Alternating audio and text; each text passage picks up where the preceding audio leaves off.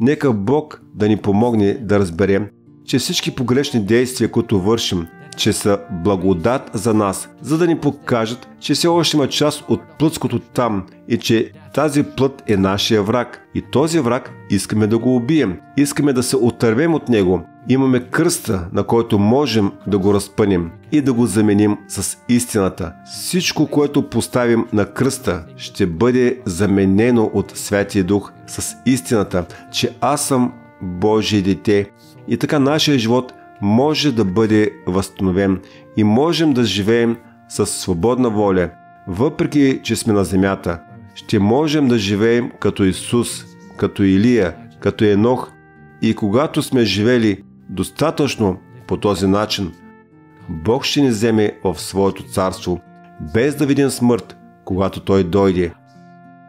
Така че аз искам да имам чисто сърце. Не искам да се освободя от външните неща, а искам да унищожа това, което ме свързва с хората, това, което ме унищожава.